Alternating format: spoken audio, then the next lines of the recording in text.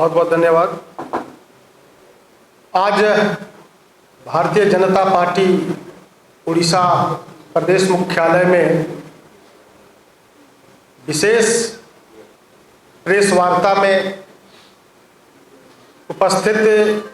हमारे भारतीय जनता पार्टी अनुसूचित जनजाति मोर्चा के प्रदेश के अध्यक्ष और इस प्रदेश के कैबिनेट मिनिस्टर, लोकप्रिय मंत्री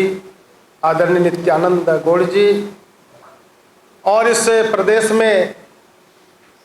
अभी जो है पूरे देश में चर्चा का विषय है, जो देश भर में सब जगह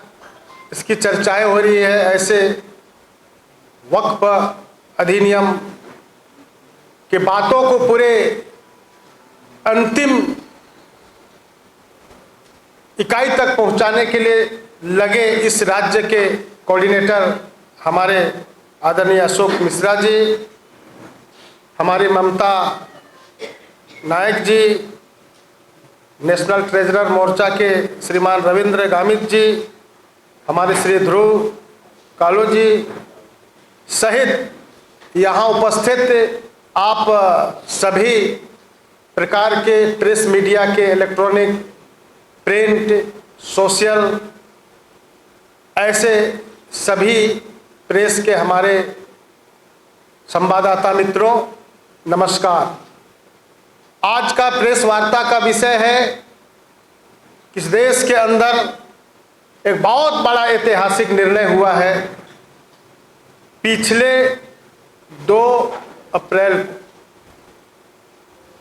देश के पार्लियामेंट में, लोकसभा और राज्यसभा में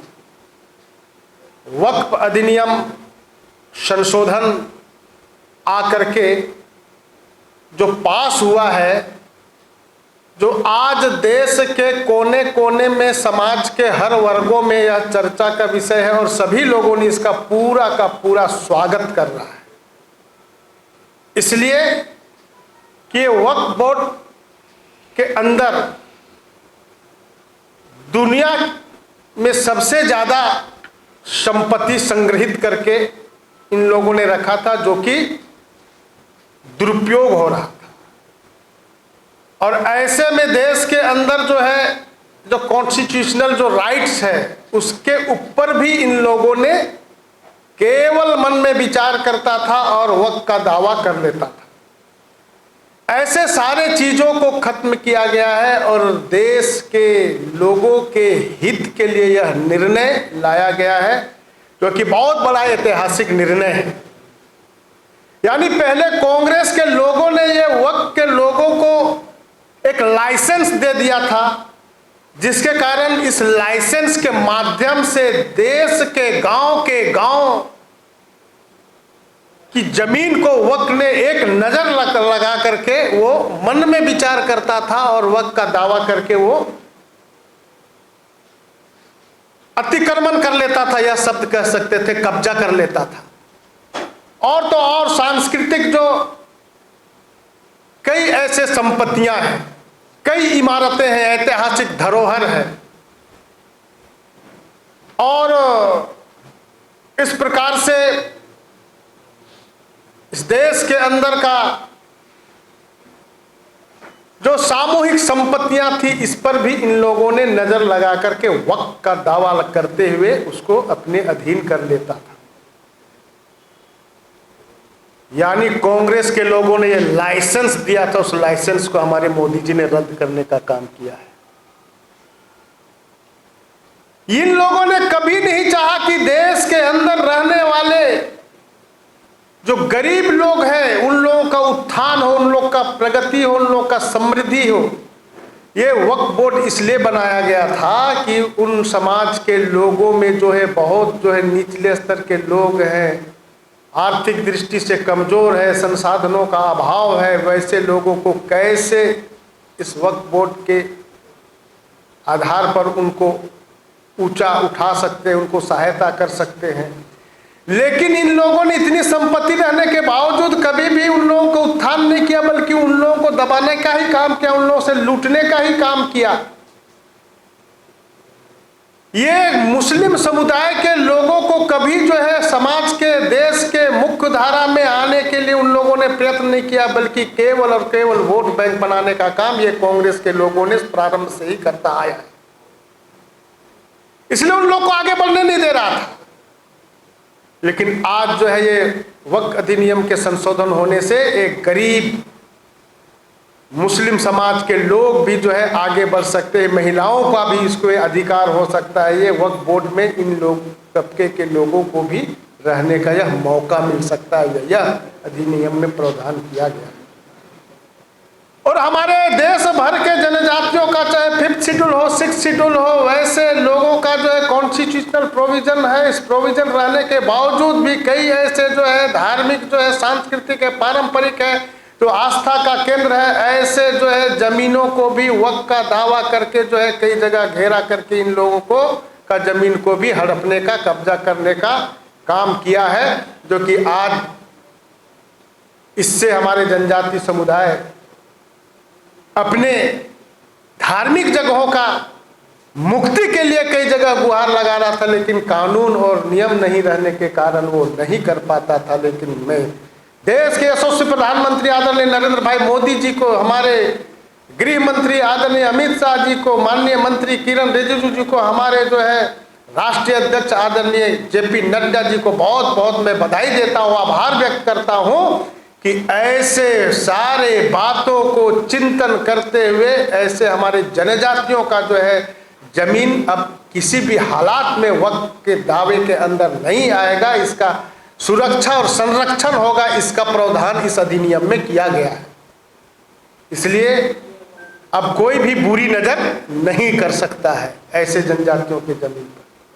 इसलिए आज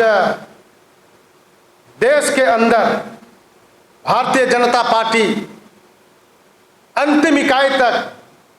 गांव तक जाकर के इस बात को स्पष्ट रूप से बताने का काम करेगी कि कांग्रेस के लोगों ने किस प्रकार से देश के अंदर रहने वाले हमारे गरीब तबके के लोग जो है उनको कैसे अपमानित भी किया, प्रताड़ित भी किया और उनकी संपत्तियों को लूटने का भी काम किया। लूटने के लिए लोगों को इस प्रकार से लाइसेंस देने का भी काम किया था, जो कि आज तक हमारे देश के लोगों इससे प्रताड़ित हो रहे थे, वंचित हो रहे थे। आज इसकी मुक्ति मिली है, इसको हम गांव गांव तक पहुंचाएंगे। हमारा अनुसूचित जनजाति मोर्चा जो है हमारे इस उड़ीसा प्रदेश के अंदर, हमारे माननीय मंत्री और माननीय जो है प्रदेश के अध्यक्ष आदरणीय नित्यानंद जी के नेतृत्व में हमारे इस प्रदेश में जो है वक्फ अधिनियम का जन जागरण कार्यक्रम के लिए करने के लिए प्रदेश के जो संयोजक हैं आदरणीय अशोक मिश्रा जी के, इनके नेतृत्व में हम सभी कार्यकर्ता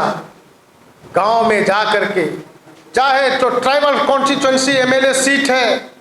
हमारा ट्राइबल डिस्ट्रिक्ट है, हमारा यहाँ 5th शेड्यूल प्रोविजंस के अंतर्गत पड़ने वाले जो है प्रखंड है, वैसे जगहों पर जाकर के हम सब लोग जो पूरे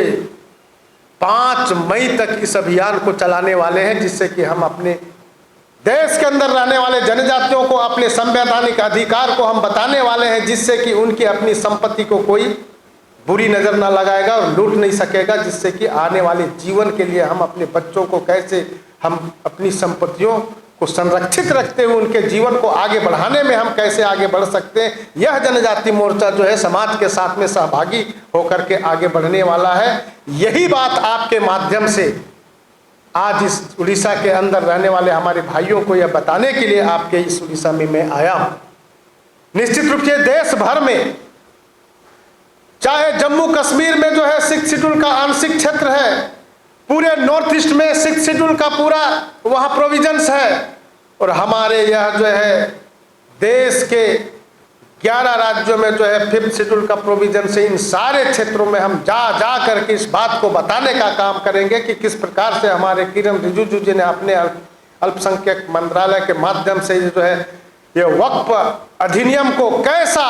देश के जनता के लिए जो है जो सरलीकरण करते हैं, उनके सुविधा के लिए उनको जो है आगे बढ़ने के लिए प्रावधान किया गया है। पहले यह वक्फ बोर्ड में ये कांग्रेस ने कभी नहीं सोचा था कि जनजातियों का जमीन सुरक्षित हो और उनका जो है संरक्षित हो, कभी नहीं सोचा, जिसके कारण ऐसा स्थिति हुआ। आज मैं देश भर में बता सकता हूं कि कई ऐसे प्रदेश में, चाहे झारखंड हो, चाहे उड़ीसा हो, चाहे महाराष्ट्र हो, चाहे आपका तेलंगाना हो, चाहे आपका गुजरात हो, राजस्थान हो, ऐसे प्रदेशों में कई जो है जनजातियों का जो है सांस्कृतिक जो है परंपरागत जो है एक अपना आस्था का केंद्र रहा हो, चाहे त्योहार के माध्यम से वहां लोग एकत्रित होते थे। वो पुराना, जिस समय देश गुलाम नहीं हुआ था, जिस समय देश आजाद नहीं हुआ था, आजाद भी हो गया, संविधान भी बन गया, उससे पहले से ऐसे पारंपरिक जो है गांव का जो है अपना जनजातियों का जमीन था, उसको भी ये लोग जो है कब्जा करने का काम किया है। इस सारे चीज इस प्रोविजन के माध्यम से कैसे मुक्ति मिलेगा, कैसा वापसी होगा, या प्रोविजन के आधार पर हम सब लोग जो है पूरी इस जन जागरण अभियान के साथ बताने वाले हैं, और उसको वापस करने के लिए भी हम लोग, ये अभी 20 अप्रैल से लेकर के 5 मई तक यह वक्फ अधिनियम के संशोधन कि जन जागरण अभियान चलेगा। हमारे पार्टी के तरफ से माननीय संयोजक जी यहाँ पर हैं, अशोक जी, इन्होंने भी पूरे प्रदेश में योजना बनाया है। जनजाति समुदाय के बीच तो जाएंगे ही जाएंगे, हमारे जो है अल्पसंख्यक भाई लोग हैं उनके लिए जो अधिकार मिला है, उनके लिए जो मोदी जी ने जिस प्रकार से जो अधिकार दिया, इस बात को भी उनके पास पहुंचाने के लिए कस्बों तक भी जाना पड़ेगा। तो इसकी भी रचना हुई है, वहां पर हम जाएंगे और बताएंगे कि आपके लिए इसमें क्या क्या लाभ है। और हम जनजाति मोर्चा के माध्यम से हम बताने वाले हैं कि हमारा जो ट्राइबल एमएलए कॉन्स्टिट्यूंसी एरिया यहाँ पर 33 है, उन 33 विधानसभा में एक सभा के माध्यम से समाज के प्रमुख लोगों को बुला करके, महिलाएं हैं, माताएं हैं, बुजुर्ग हैं, हमारे बच्चे हैं, स्टूडेंट्स हैं, हमारे जो है कॉलेज के स्टूडेंट्स हैं, ऐसे सारे लोगों को बुला करके हम एक जन जागरण करेंगे कि हमारे लिए मोदी जी ने कितना बड़ा प्रावधान किया है। इसी प्रकार से जो है हम मुस्लिम समुदाय के बीच में भी जाएंगे और इस बात को हम बताने वाले हैं। मैं आप लोगों को बताना चाहता हूं कि इस देश के अंदर कांग्रेस और क्षेत्रीय कुछ दलों ने जनजातियों को और बाकी लोगों को शुरू से जो है गुमराह में रखते हुए, हमेशा से भ्रमित करते हुए उन लोगों को केवल वोट बैंक बनाने का काम किया था। आदिवासी की हितैषी कहने वाला, मसीहा कहने वाला जो लोग है, चाहे कांग्रेस के लोग हैं, अन्य क्षेत्रीय दल के लोग हैं, यह वक्फ बोर्ड में जनजातियों के हित के लिए जब बिल आ रहा था, उस समय उसके हित में समर्थन में वोटिंग करना चाहिए था, तो इसके विरोध में किया। मतलब जनजाति का हितैषी किस बात का कहता है? राजस्थान में एक बीटीपी पार्टी है, वो केवल जनजातियों के ही विकास के लिए और उन्हीं ने कोई के लिए बात करते इस प्रकार से कहती है, लेकिन उसके एक सांसद हैं रावत जी, क्या नाम है, रावत। अब उन्होंने जो है विपक्ष के साथ में गया, तो आदिवासी का सुरक्षा, संरक्षण और उसके विकास की बात करने वाला हितैषी कैसे हो सकता है? उड़ीसा के अंदर में भी कई ऐसे लोग होंगे जो आदिवासी की बात करता है, लेकिन वो इस वक्फ बोर्ड के खिलाफ में वोटिंग किया। हमारे झारखंड में भी वहां के सीएम जो है हेमंत सोरेन कह रहा है कि किसी भी हालात में यहां पर नियम को लागू नहीं होने देंगे। ये आदिवासी के हित के लिए यह हो रहा है, उसको नहीं लाने होने देंगे, तो किस बात का आप दावा करते हैं कि मैं जनजातियों का हितैषी? तो ऐसे देश के अंदर जनजाति के नाम पर राजनीति करने वाला उनका हित नहीं चाहता है और उनका अहित अप्रत्यक्ष रूप से करता है और केवल मुंह में राम बगल में छुरा करने का काम करता है। तो ऐसे चीजों को हम गांव के अंदर बताने वाले हैं।